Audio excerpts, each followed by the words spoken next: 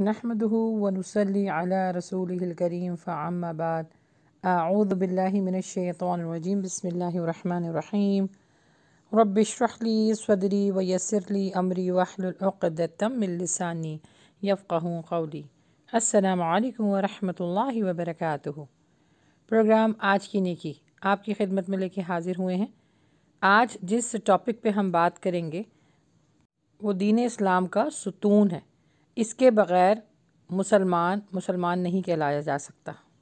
جی ہاں، نماز قائم کرنا۔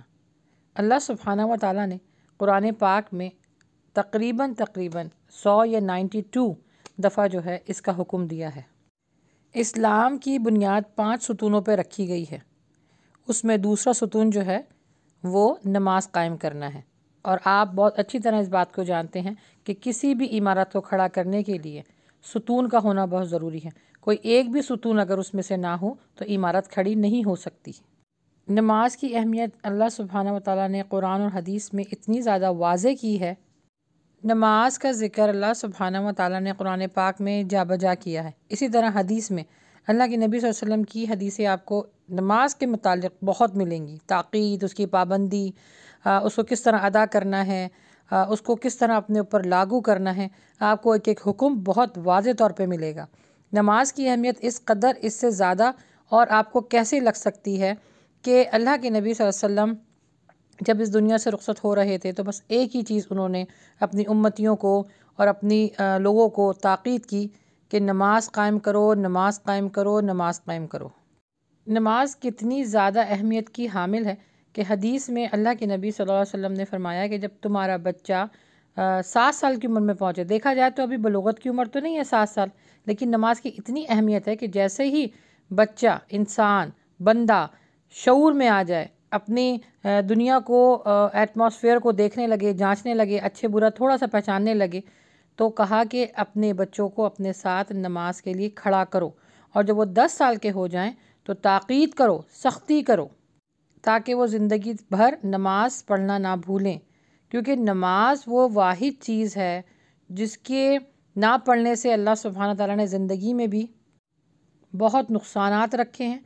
اس کا سوال قبر میں جاتے ہی سب سے پہلے سوال ہوگا ہی نماز کے متعلق، اور جب اللہ سبحانہ و تعالیٰ اپنے سامنے ہمیں کھڑا کرے گا تب بھی نماز کے بارے میں پوچھا جائے گا۔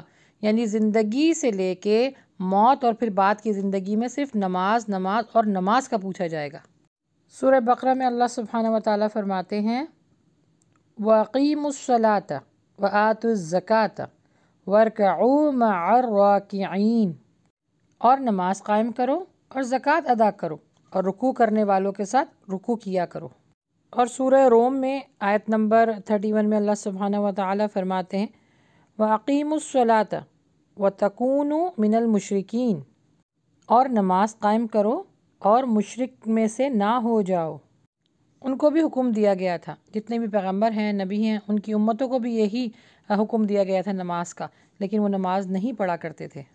نماز دین اسلام کا ایک ایسا فریضہ ہے جس کا ترک کرنا کفر ہے، اور اگر یہ مستقل نہ پڑھی جائے اور اس کا انکاری جو ہے وہ مشرک اور کافر ہو جاتا ہے۔ اور مومن کی معراج کیا ہے؟ نماز۔ نبی صلی اللہ علیہ وآلہ وسلم کی آنکھوں کی ٹھنڈک ہے نماز۔ نماز کے ذریعے بندہ اپنے رب کی قربت حاصل کرتا ہے۔ جب کوئی شخص نماز کے لیے کھڑا ہوتا ہے تو گویا وہ اپنے رب سے سرغوشی کر رہا ہوتا ہے۔ نماز آسمانی تحفہ ہے جو اللہ کے نبی صلی اللہ علیہ وآلہ وسلم کو معراج پہ دیا گیا۔ نماز بھلائی کا دروازہ ہے، نماز نعمتوں کی شکر گزاری کا نام ہے، اور سب سے بڑی بات، نماز بندے کی اپنے رب سے محبت کی علامت ہے۔ نماز دل کو خوش رکھنے کے لیے، قوت پہنچانے کے لیے، فرحت دینے کے لیے، لذت، سرور پہنچانے کے لیے، روح کو پاکیزہ کرنے کے لیے، اور اللہ سبحانہ و تعالیٰ یعنی رب العالمین کے ساتھ تعلق قائم کرنے کا ایک بہت بہترین جذبہ ہے۔ اللہ کے ذکر سے فائدہ ملتا ہے، اللہ کی محبت ملتی ہے، اس سے مناجات کے ساتھ لذت ملتی ہے۔ اللہ کے سامنے کھڑے ہونا، اس کی عبادت میں سارے جسم یعنی تمام اعضاء کا استعمال کرنا، اور انسانی جسم کا سب سے معتبر حصہ سر یعنی پیشانی اللہ کے سامنے، اللہ کے آگے سجدہ ریز ہو جاتا ہے اپنی مرضی سے، اور ان سجدوں میں بہت لذت ملتی ہے۔ نماز گناہوں سے پاک رہنے والا ذریعہ ہے۔ نماز پڑھنے کے اتنے فائدے ہی فائدے ہیں کہ کوئی انسان اس کو سوچ نہیں سکتا۔ نماز پڑھنے سے رزق میں اضافہ ہوتا ہے، دل کو تقویت حاصل ہوتی ہے، دل منور ہو جاتا ہے، شیطان سے دوری ہو جاتی ہے، بیماریوں میں راحت آتی ہے، سستی اور کاہلی دور ہوتی ہے۔ روح کی غذا نماز ہے۔ پریشانیاں دور ہوتی ہیں، کیونکہ اللہ سبحانہ تعالیٰ قرآن پاک میں فرماتے ہیں جب تمہارے اوپر کوئی آزمائش آئے، پریشانی آئے تو صبر اور نماز سے کام لو۔ قبر کی عذاب سے بچاتی ہے نماز، جہنم کی آگ سے بچاتی ہے نماز۔